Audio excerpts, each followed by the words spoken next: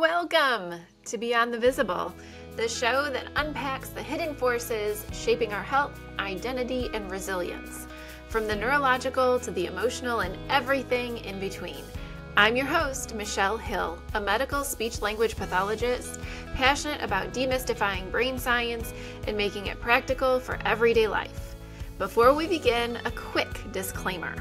The opinions expressed on this show are my own and those of any guests, and do not represent the views of any organizations we work with or have worked with in the past.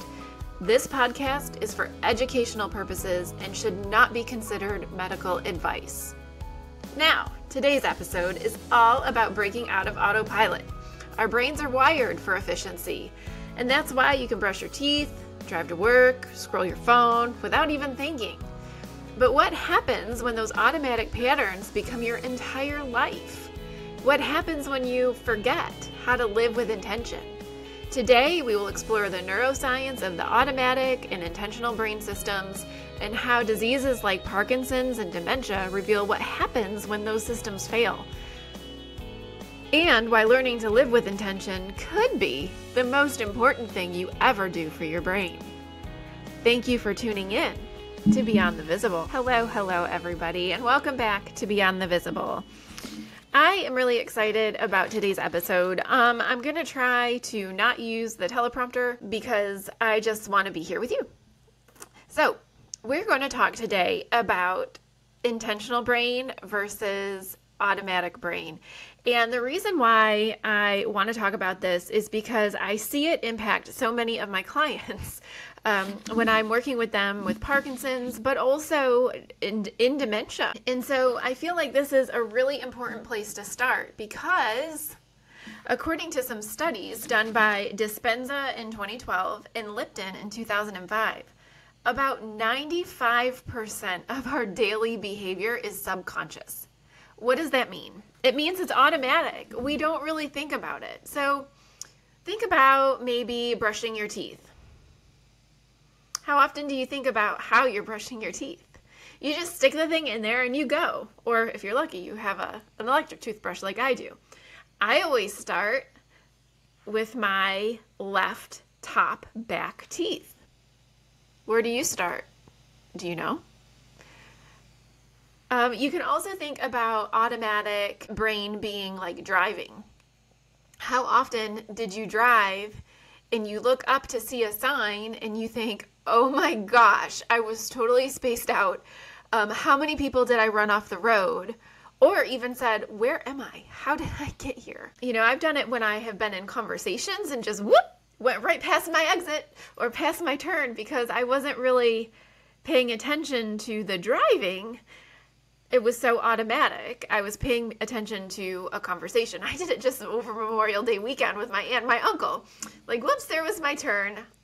My bad. I was listening to the combo. Anyway, so, you know, that is just a couple examples of your automatic brain. I want you to think about all the things that you do in your day and how much you actually really think about it. I will give you an example. Every day, I wake up, go to the bathroom, take my thyroid meds, get back into bed. I lay there, I meditate, sometimes I fall back asleep, and then I get up and I go downstairs and I make my coffee. I grab my coffee and I sit down on the couch between my two dogs and I rub their bellies until the first cup of coffee is in my system. And then I get up and I get another cup of coffee. And then sometimes I will make the dogs breakfast. Sometimes I will go sit outside. But I never really think about what I'm doing.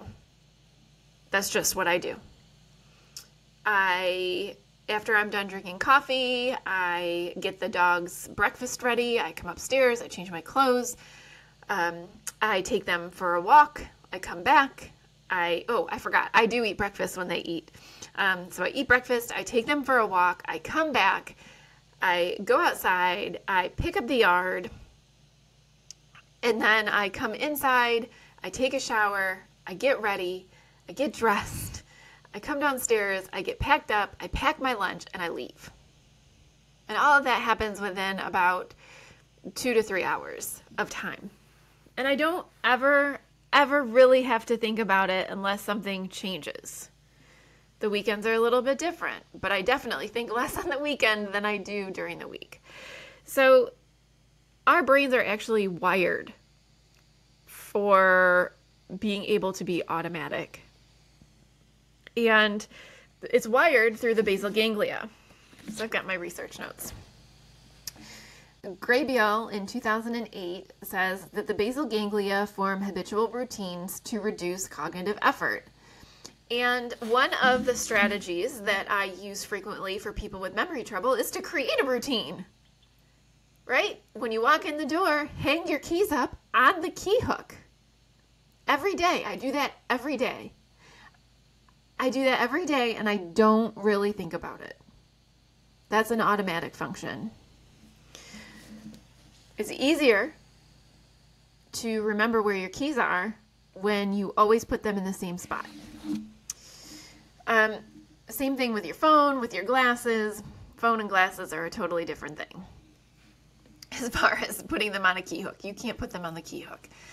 So just a couple of things that I have noticed in the years that I have been working as a speech language pathologist, especially in the last 5 when I've been paying a little bit more attention and being quite a bit more intentional about disease processes and how they are affecting daily life as it relates to communication and swallowing.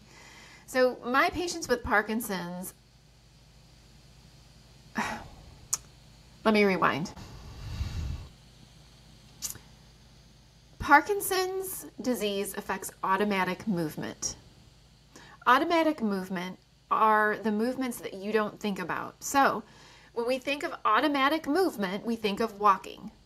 People with Parkinson's have trouble walking. They take smaller steps. We don't think about how we walk. Our feet just go, and we're walking.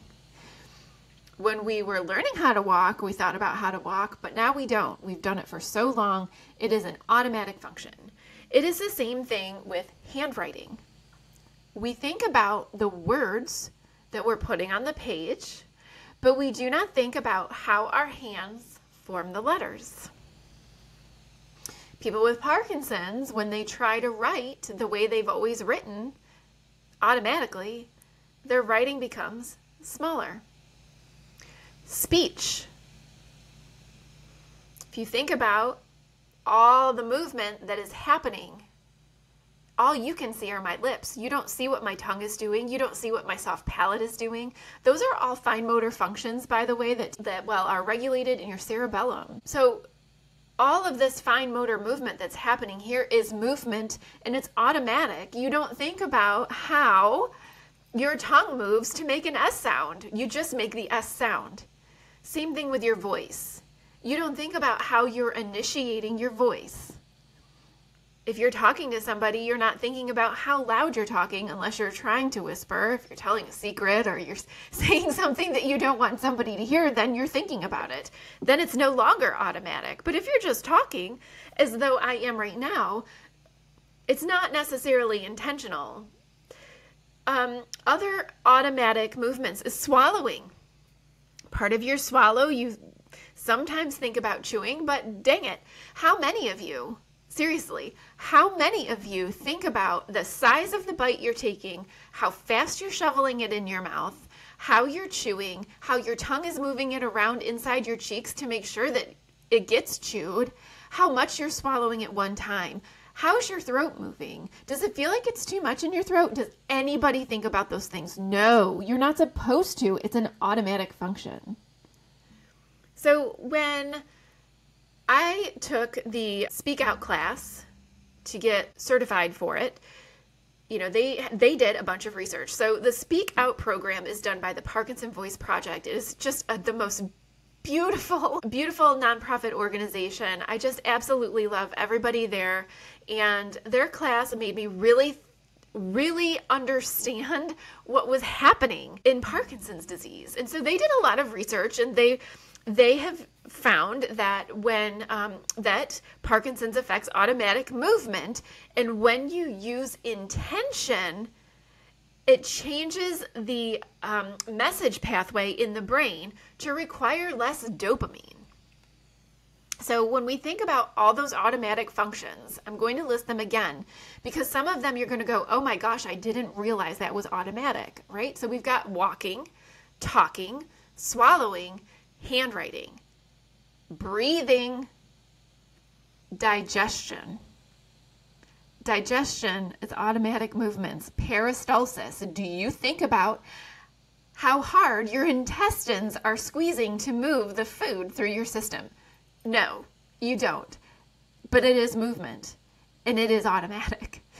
So you've got all those things. And one of the things that I've noticed is that people have a hard time making things intentional. Think about how it feels, how you want it to sound, how you want it to feel.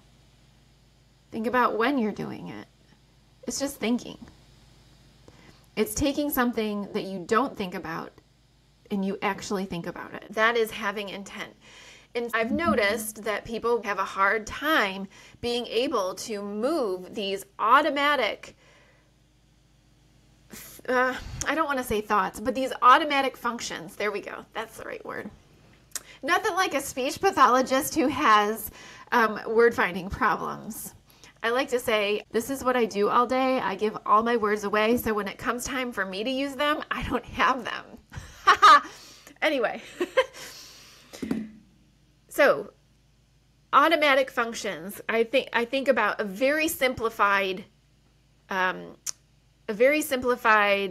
visualization, right? So I think of a picture of the brain, and automatic functions happen lower level. So when I'm talking, all the neurons that are lighting up and the pathways are happening down here. But when I think about projecting my voice or changing my cadence, it comes up here into my cortex. And from the cortex, it takes a different pathway down, and it bypasses the substantia nigra, which is where people with Parkinson's, that's where the dopamine is, that's where automatic movement goes through that requires the dopamine. So it bypasses that, and people's output for speech becomes louder or more understandable. I find it really fascinating. And during my business adventures, my adventures as a business owner, I did a lot of self-help reading for the purposes of creativity and also trying to stay somewhat sane. And I read a lot of books about the whole idea that we are constantly going. In that constant state of automatic behavior, we start to become chronically stressed. And when we're stressed, we can't think right. And when we can't think right, we can't think right. We can't talk right. We don't feel like we can take our time to move things up so that we can actually become intentional. And there's a quote, I don't remember who said it, but I think it was, it might have been the Dalai Lama, I don't know, who said, if you think you don't have 5 minutes to meditate, then you need to take 2 hours. And after reading all these books, I really came to appreciate that. Yes. This constant drive of automatic movement to just keep going and going and going really does take a toll on our mind. When I think about some of the common complaints that I get from people with Parkinson's, anxiety, man.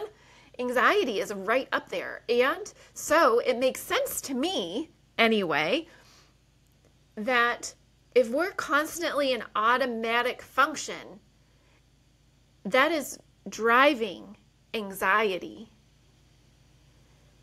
And it makes it harder to move things from the lower parts of your brain up to your cortex to make things intentional. And the other thing that really makes me want to talk about this stuff, and as far as I know, I'm the only one that's talking about this stuff. And as far as I've been told, I'm the only one that's talking about this. A lot of people are having trouble carrying over what we teach in therapy. And when I say we, I don't just mean speech therapists. I see it in physical therapy. If somebody's getting occupational therapy, I definitely see it. It's a lack of carryover because there's not a lot of intent behind it.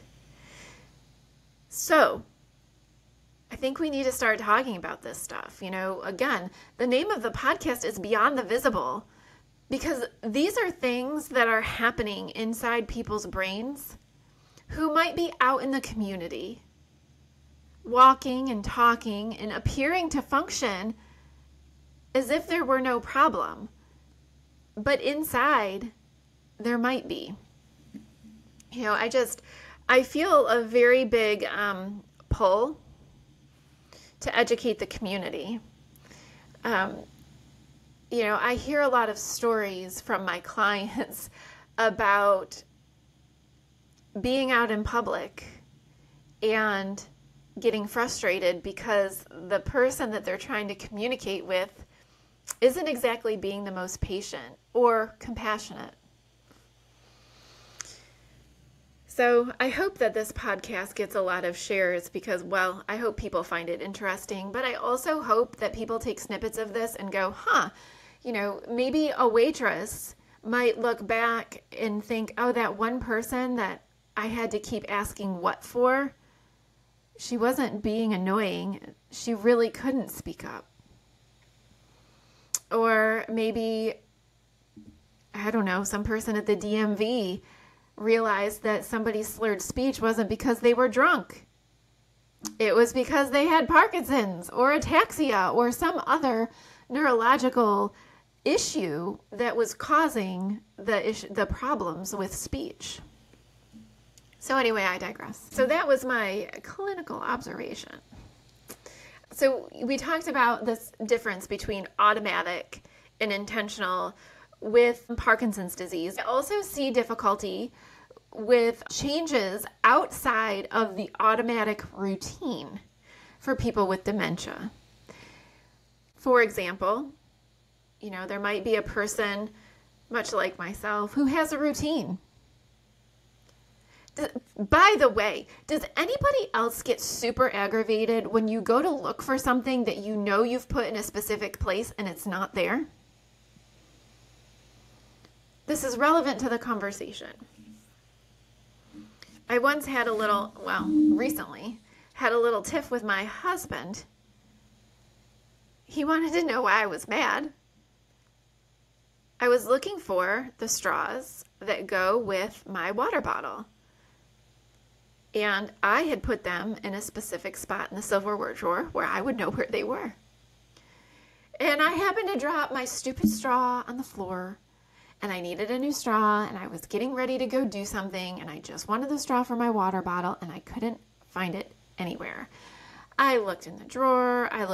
We have a lid drawer for all of our plastic containers. I looked in the lid drawer. It wasn't there. I looked in our barware drawer. They weren't there, and I got really mad. And I looked at him and I said, where the heck are our straws for our water bottles? And then he went through the same thing and was looking for them. And he finally gave me a metal straw. And I said, I don't want that straw.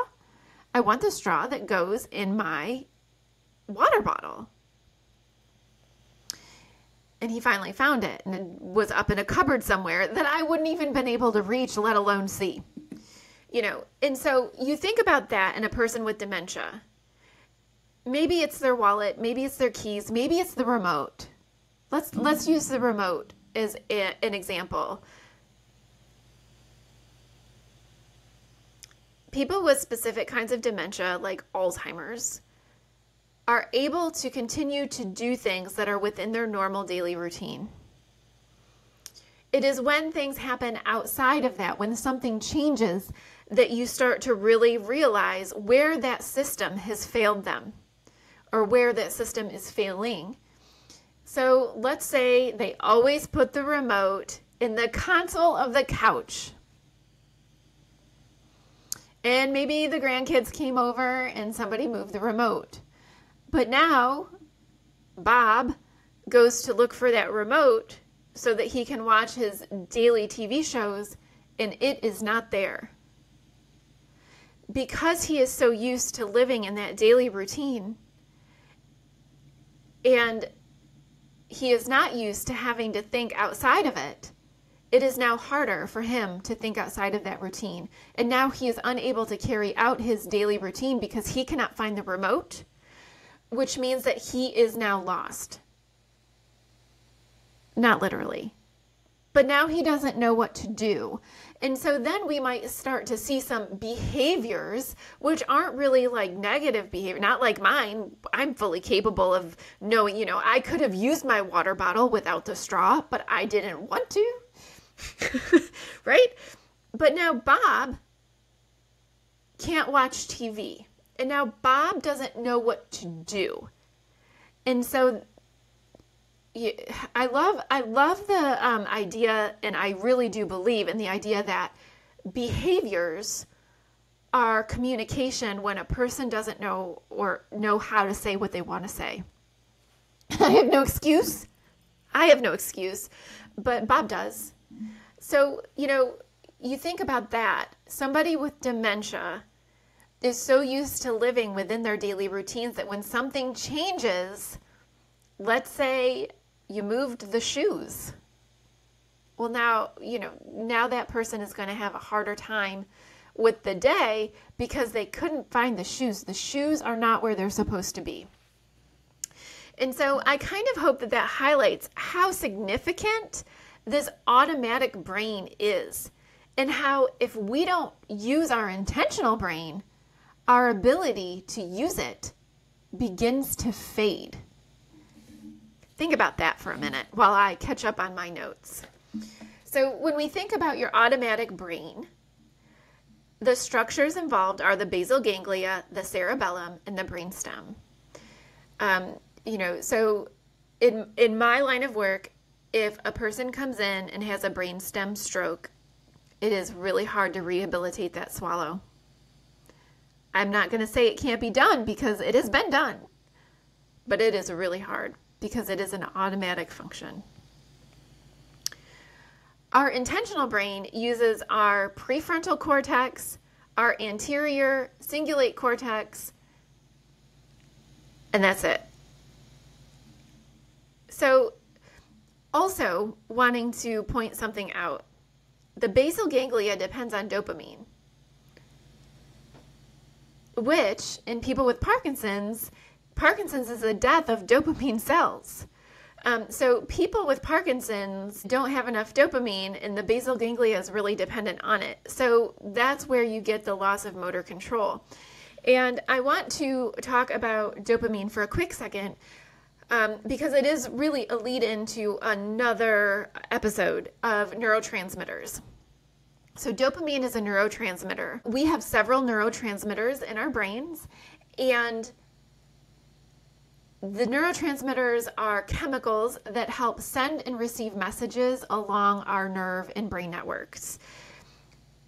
They're broken down into categories, and I will talk about all of that in another episode. But Parkinson's disease is specifically classified by the death of dopamine cells. And we use these neurotransmitters all the time in our brain. These neurotransmitters are actually made or they get started in our gut. So when our gut health is not well, when our gut health isn't healthy, when we don't have a very good gut microbiome, we start to lose specific neurotransmitters.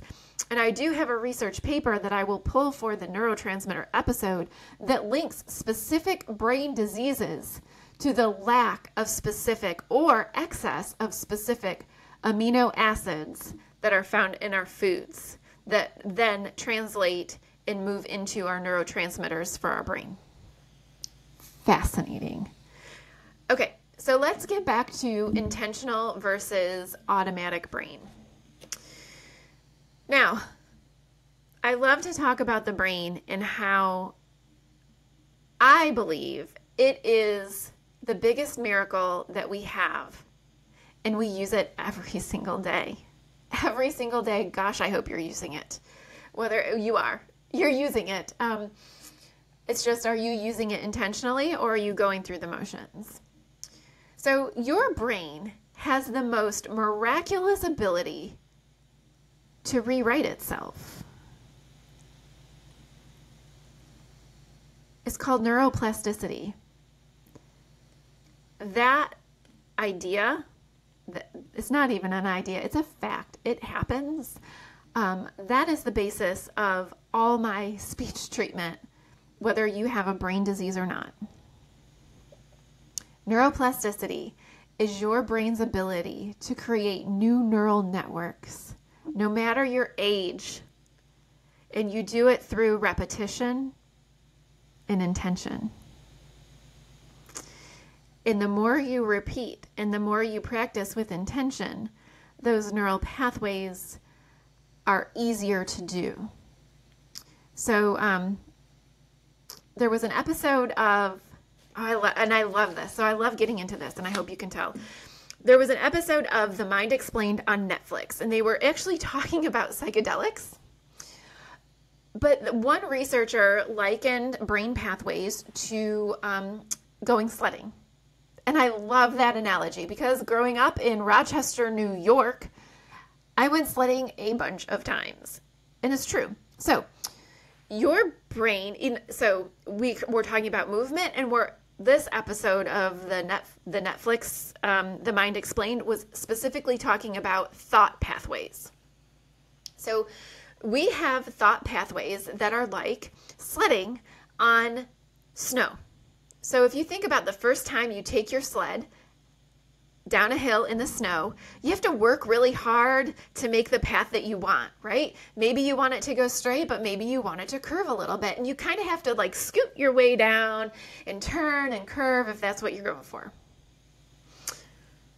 But the next time, let's say you get down to the bottom of the hill and you climb back up and you get in your sled and you go to do it again. And it's a little bit easier, but you still kind of have to push with your hands. And then the next time up, you can, on your way back down, you go a little bit faster. And then pretty soon you're like going 1,000,000 miles an hour on the most fun sled path. So our thought processes are like that. They start out intentional, but they become automatic. And the more and more you do it, the easier it is to go down that same path. So you think about sledding and going down over and over and over again. That is a very simplified version of neuroplasticity. The more you repeat a behavior, the easier it is to do. Cool, right? So after a stroke, somebody might come to me to learn how to speak again. And we practice speaking. And I put a mirror in front of them so that they can see their lips. And I talk about how it feels to move their lips when they get the right sound. And then maybe when they say a sound they didn't want. That is using neuroplasticity to change a behavior. It's a movement behavior. And it's an automatic movement that is now no longer moving the way it used to. So pretty cool stuff, I think. So when we think about the intentional brain and the automatic brain, I talked about neuroplasticity, and I said, neuroplasticity is effective when you use intention. So right here I have neural pathways must be restructured intentionally. Now, the Parkinson Voice Project shows that retraining intentional speech pathways improves communication in Parkinson's disease. It is a highly researched program, much like LSVT Loud. That is another program that we use for treatment of Parkinson's, It requires a special class and a special certification in order to say that you're using it. And then there is a controversial guy. I have been reading his book. It's called Becoming Supernatural. Dr. Joe Dispenza. He was a neurologist, and he kind of left that space to talk about mindset and intentionality. He talks a lot about meditation. His work highlights neuroplasticity through repeated intentional thought and behavior. This whole intentional thought and behavior, I will share a little bit of a story. Maybe it's a lot bit of a story, but a lot of you know my dad passed away in 2016. He had brain cancer, and it was really rough. And I had the unfortunate experience of witnessing him having seizures every 30 seconds for 8 hours. And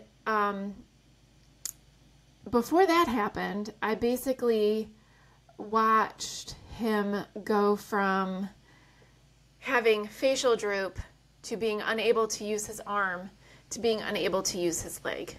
And as I watched this happen, it was as if I could see the tumor or the swelling, whatever was happening in his brain, I could see it hit his motor function. And then I had to witness him having seizures. And it was the most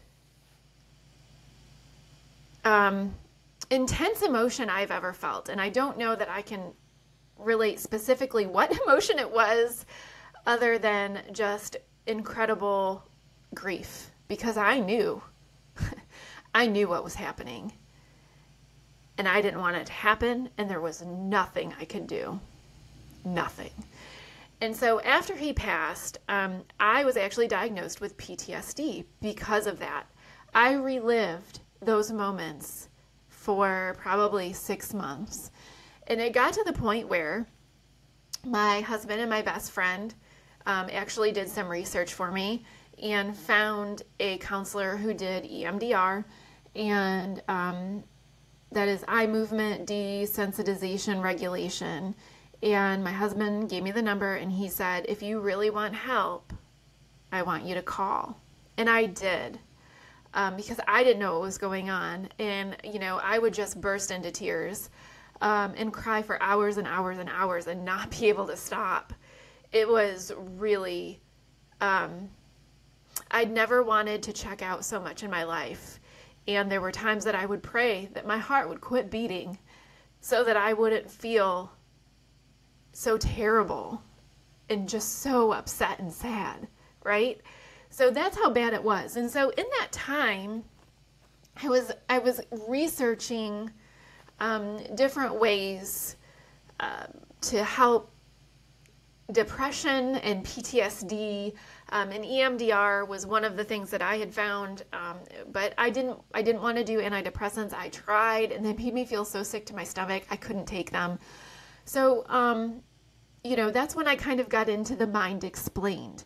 And I also started listening to a lot of stuff about meditation. I started reading books like You Are a Badass by Jen Sincero. I'm looking at my bookshelf and trying to see what else I read. But that You Are a Badass, she really started talking about the law of attraction and stuff like that. And listening to the Mind Explained and talking about the use of psychedelics to rewrite brain patterns and stuff like that. And I thought, as I listened to the show and I read the book, I thought, I don't need that, because really all they're doing is neuroplasticity.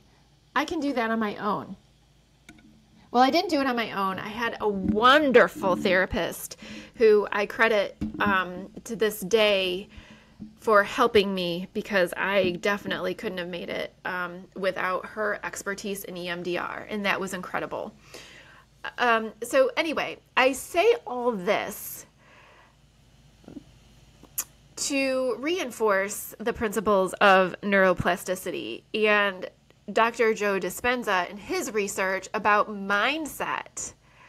I was living in a very dark place for quite a bit of time. And the only way I could get out of it was to quit thinking about it. So I would do things like the cancel clear method, where I would have a not so great thought and I would say, you know what, that's not what we're thinking right now. That is not the life you want to live, and so you're not doing that. And I would intentionally think about something positive. And after a couple months of doing that, I really changed my mindset. I'm not going to say that it's perfect, because it's not, but it allowed me to come a really long way and to become the person that I am today.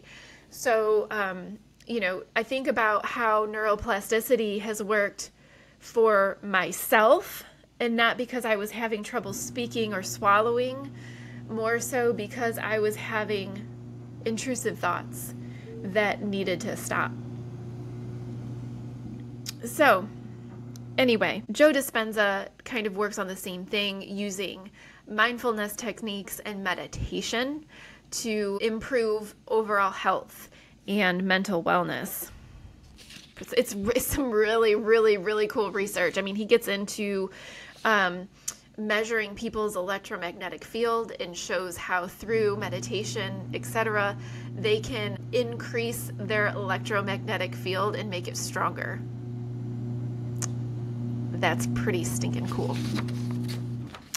All right, so I want to talk about why this matters, the intentional brain versus the automatic brain, because we have two neurological diseases ranked number 1 and number 2 for fastest progressing: dementia, Alzheimer's, and Parkinson's disease. Those are number 1 and number 2.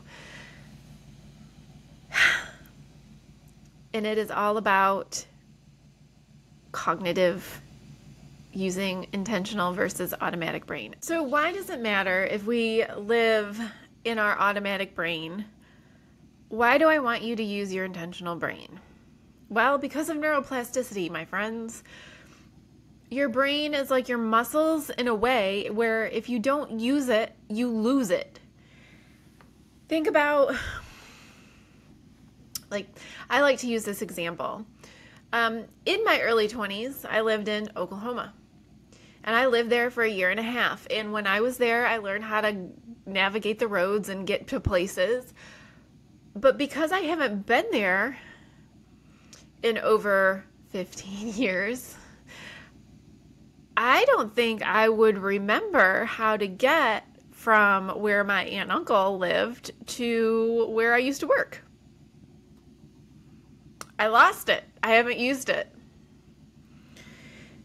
And so it is my mission this year to increase the public's awareness of cognitive issues and to seek therapy for those cognitive issues despite the stigma, despite the fear, in order to improve quality of life, right? I'm on this big mission.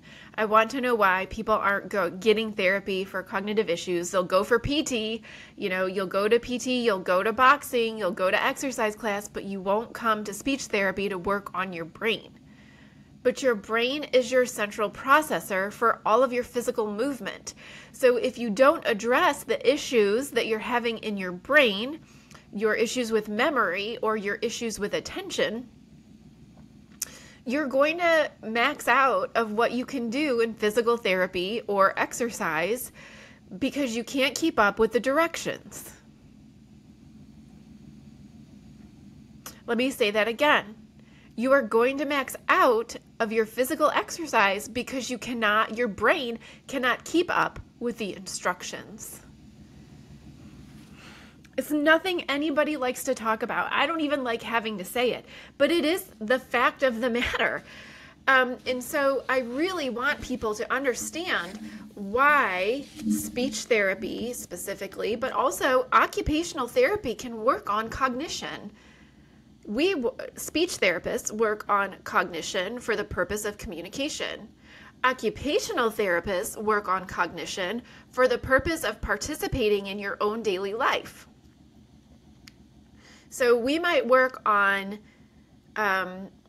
cognition for word finding, and we might work on memory so that you can remember what you read or follow a conversation, whereas occupational therapy is going to work on your sequencing to be able to brush your teeth so that you remember to put the toothpaste on your toothbrush before you start brushing instead of after.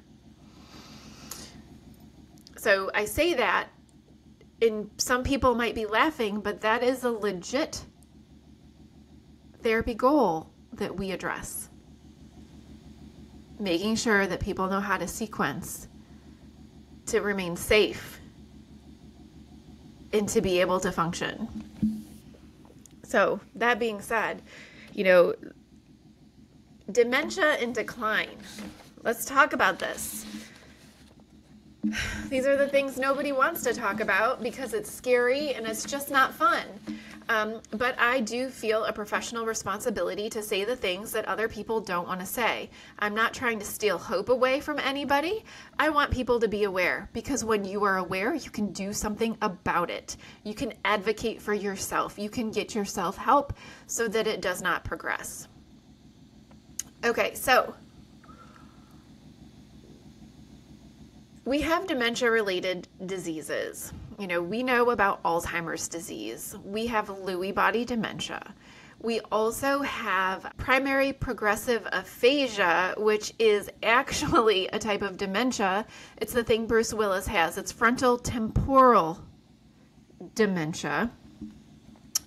And then there is a new kind of dementia, and I'll be darned if I can remember what it is called, but people have difficulty with visual processing. So the end result of any type of dementia essentially is your loss of independence, your loss of identity, an increased caregiver burden.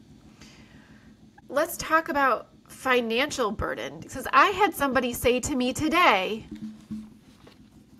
when I asked, what stops you from going to speech therapy to get help with your brain, he said, time and money. Okay, well, here's the money for you. According to recent data, the 2025 projections for the financial burden of dementia is a total of $781 billion annually. That's billion with a B. Unpaid caregiving, the people that take care of the people with dementia that live at home who don't get paid, that is $233 billion with a B dollars, equating to 6.8 billion hours, billion with a B, hours of caregiving. That also equates to $8 billion of lost wages for the people who are staying home to care for, unpaid, their loved ones who have dementia. The direct medical long-term care cost is 30%. And the decreased quality of life costs people $308 billion. And that is from the USC Schaeffer Center, the Alzheimer's Association, and the World Health Organization. I don't just make this stuff up. I actually pull research to talk about this. Anywho.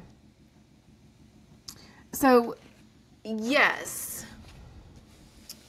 Going to therapy for cognition, going to therapy in general, not just for cognition, does cost money. It does cost time. But it's going to save you time and money in the long run. Because when you can't drive anymore, when you can't shower by yourself anymore, somebody has to help you. And although it might not relate to you in that moment, I want to say most people are very unhappy that they require so much assistance, because we are proud humans. We are proud humans. We do not want people to have to wipe our bottoms after we go to the bathroom. We don't want to be fed. We want to be able to drive ourselves. Some of the most difficult conversations that I have had to have with some of my clients is talking about driving safety. That is another area that occupational therapy can help with too, by the way, is driving. Driving safety is important. And if you are having trouble with the processing speed of thought, meaning you can't think fast enough to apply the brake as a car stops in front of you for no reason. You want to talk about something that's out of your ordinary routine, road construction that takes you on a detour, but you don't know where to go. You've never been there. That's not the way you take. Somebody crossing the street or changing lanes in front of you because they were not paying attention, and you have to react quickly, but then you also have to know what to do. You might have to turn the wheel of the car, and hopefully you don't turn it into another car or into a pedestrian or into a curb, right? So I find that generally there seems to be some lack of long-term projections of consequences that happen with some of these issues. In my talk today, and I do this in all of my support group talks, I pose questions. What happens when you cannot walk? You get a wheelchair. Is it ideal? It is not. Nobody wants to be in a wheelchair. But they have wheelchairs, and you live in the United States of America, and for now, we still have ADA regulations, and so you can get into most places. It's not ideal, but it can be done. But what happens when you cannot swallow?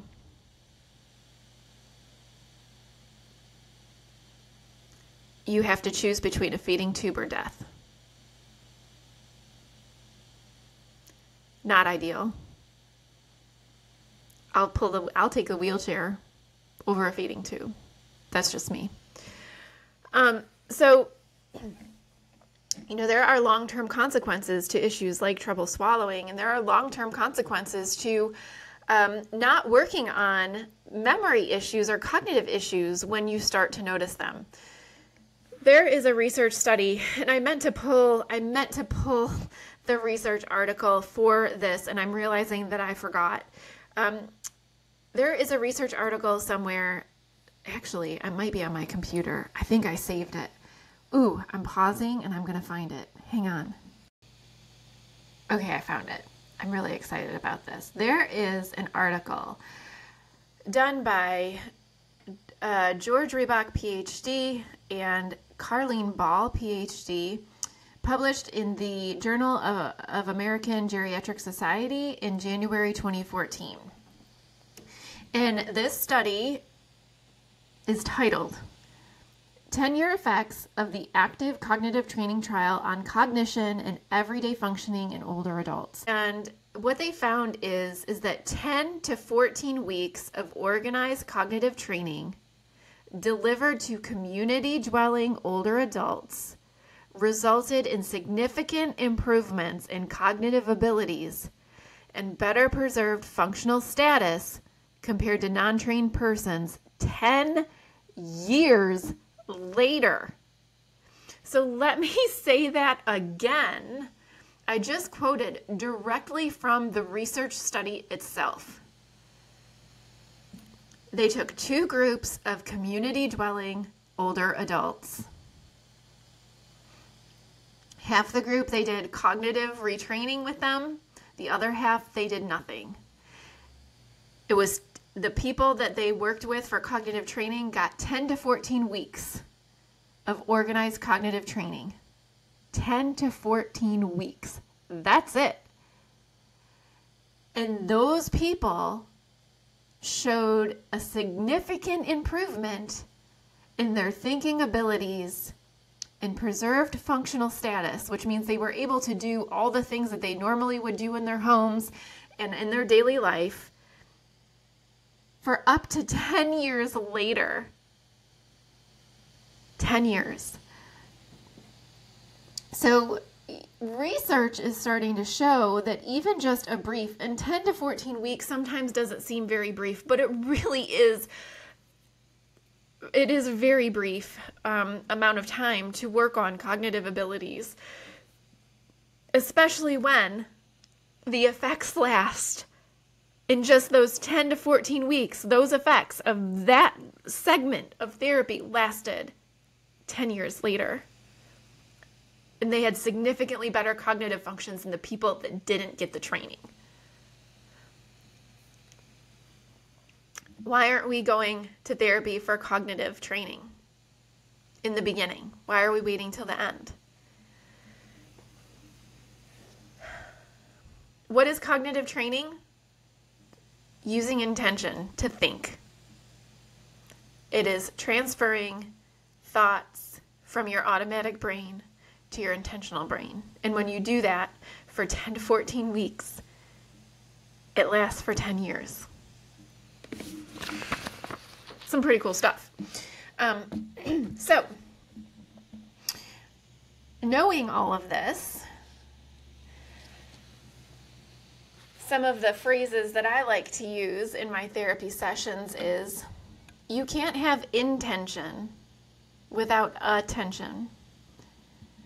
Let's talk about dopamine. It regulates attention in your brain. Dopamine isn't just for the regulation of movement. Dopamine affects so much more. So a person who is living with Parkinson's may or may not show tremor. I know a couple people who have no tremor at all. Or I know a couple people who just have a slight tremor. I apologize if you can hear whatever is happening outside my house today. Of all the days they choose to dig up the yard in between myself and my neighbor, I don't know what they're putting, but I think it might be Windstream fiber optic or something. Maybe it's Google Fiber. I don't know. But anyway, my apologies if you can hear that boom, boom, boom, boom, boom, boom, boom, boom, boom, boom. It's very distracting. Speaking of attention, thankfully I have enough dopamine. So you can't have intention without attention, meaning you have to be able to pay attention long enough to think about how you're doing something or what you're doing. It's quite incredible. Let me also say this. Living with intention isn't woo. It's neural self-defense. There are published neuroprotective strategies, all of which require intention. Let's go over them. So neuroprotective strategies, things that you can do to keep your brain protected. First thing is socialize. They have found that people who have strong social networks, who go out with their friends, have improved cognitive abilities. Why is that? Do you ever have the same conversation with your really good friends every single time you see them? No, you do not. Because circumstances change. Sure, you probably ask about their children or their animals every time you see them, but every time you see that your friend, something is different, right? Maybe the grandchild just graduated from high school or college or kindergarten. Maybe the dog got sick. That's something new. So you're no longer in automatic mode because now you have to process new information. So you're sending it up to your intentional brain and you're thinking about how you want to respond. You're not going to respond the same way to, oh, my granddaughter just graduated from kindergarten, as you would as in I had to put my dog down this week. You're using your intentional brain to think about your response in order to respond in an appropriate manner.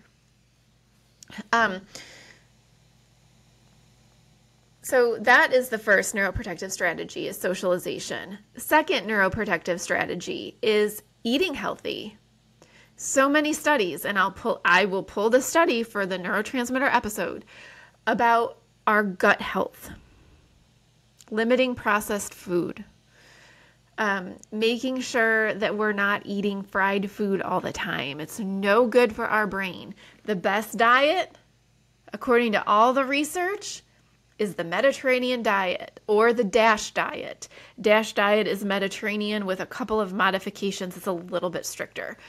And here's the thing. What do I eat? We eat a Mediterranean diet. I very much limit processed foods. I do not drink soft drinks. Every once in a while, I'll have a root beer. If I'm really sick to my stomach, I will have a ginger ale. But you will not see me with a Coke in my hand. Mm-mm. You need to eat well. So in order to protect your brain, you need to socialize. You need to eat well.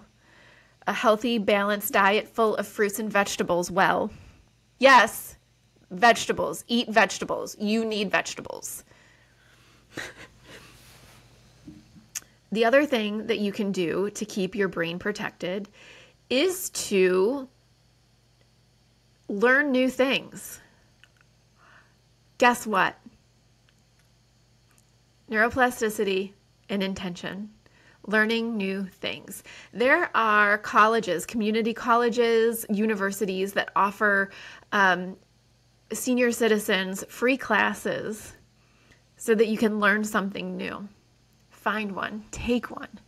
If you already know how to crochet, learn how to knit. If you know how to knit, learn to paint.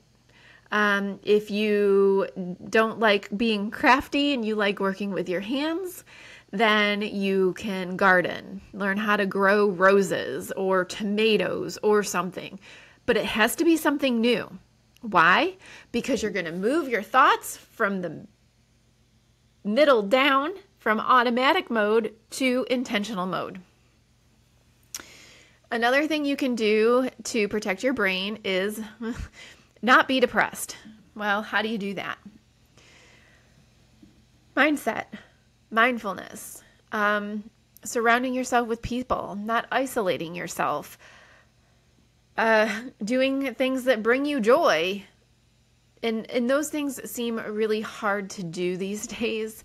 There is a lot of stuff happening in our world that is disturbing. And so I have done something to help me stay sane, which is I don't watch the news. I don't watch the news because it starts me in a very negative loop in my brain. When all you hear is bad news, you get that going down the sled type. It gets easier and easier to go down that bad loop in your brain about how the world's going to hell in a handbasket, and you can talk yourself into a major anxiety attack. I just don't turn on the news. We, as human beings, were not meant to know what is happening outside of our immediate community. Think about that.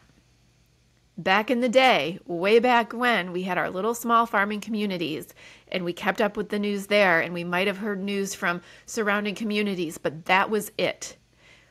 We were not meant to know or be able to emotionally handle hearing bad news from all around the world. I'm not saying that we shouldn't know, but I'm saying a constant barrage of negativity is not good for your brain. Let's see, what else? I covered social engagement, learning new things, eating, not being depressed. There's one more: physical exercise. There we go. Exercise is important. Exercise improves your brain. If you think about exercise class, what do? You do new moves. That requires you to use your intentional brain to figure out how to make your body move the way your instructor just told you to move. I know I have to do that. I am not well coordinated. So I hope that hearing all of this, hearing me kind of connect the dots between the things that we normally do, things that doctors tell us to do, things that we might notice happening to our loved ones, and how they relate to automatic brain and intentional brain. So think about the studies that I mentioned today. First of all, we have all the studies from the Parkinson Voice Project, who studied the use of intent in being able to rehabilitate speech, voice, language, cognition, and swallowing. We had information from Dr. Joe Dispenza. He has written a couple of books. One of them is Breaking the Habit of Being Yourself. The other one is Becoming Supernatural. Books about how to utilize mindset in the intention to change your mindset can improve your general health and well-being. We have a study from Graybiel in 2008 about habits, rituals in the evaluative brain. A study from B.H. Lipton in 2005, The Biology of Belief. I referred to information from the USC Schaeffer Center for Health Policy and Economics, as well as the Alzheimer's Association in the World Health Organization Global Status Report on Dementia from 2021. So, my call to action, I invite you to reflect on your daily routines. Where are you performing on autopilot? And then what are some things that you could do to make it intentional? Pro tip, brush your teeth with your non-dominant hand. Wear your watch on the right wrist instead of the left wrist. Ask yourself, what's one thing I can do today with intention? And then also, comment, like, subscribe. But tell me, share your thoughts. Share your thoughts, share your experiences. Tell me some habits that you're looking to rewire. Changing habits is not easy, but we're not supposed to use the word but.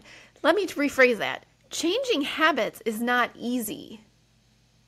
When you use intent and you repeat over and over, you can change behaviors, even automatic behaviors.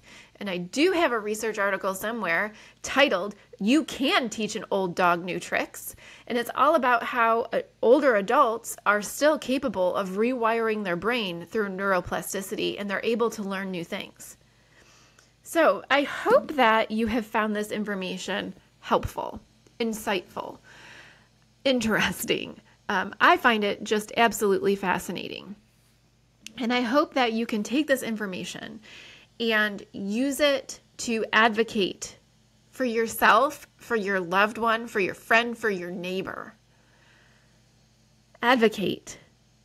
Maybe share this episode with somebody who needs to understand intentional brains more, or someone who you feel like could just use the general information.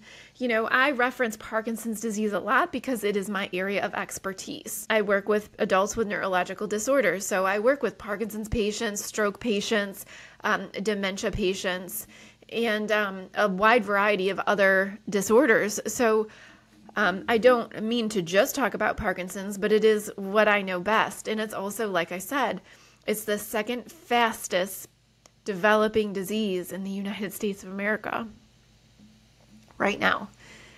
And it's only led by Alzheimer's disease. Alzheimer's is number one. So whatever we can do to help improve quality of life for our people, I am enthusiastic about doing so. It would be great if you would like, subscribe, or share an episode. And if you found this content helpful, give me a comment down below. Thank you for joining me on this deep dive into the automatic and intentional brain, and why it matters so much that we interrupt our default patterns. Living with intention isn't just a mindset shift, it's a neurological one. It's the difference between drifting through life and actually experiencing it. If today's episode resonated with you, Please share it with someone you love. Let's start a conversation about reclaiming our brain power, not just for productivity, but for purpose. And remember to subscribe so that you never miss what's beyond the visible. I am Michelle Hill, and until next time, stay curious, stay intentional, and take care of your brain.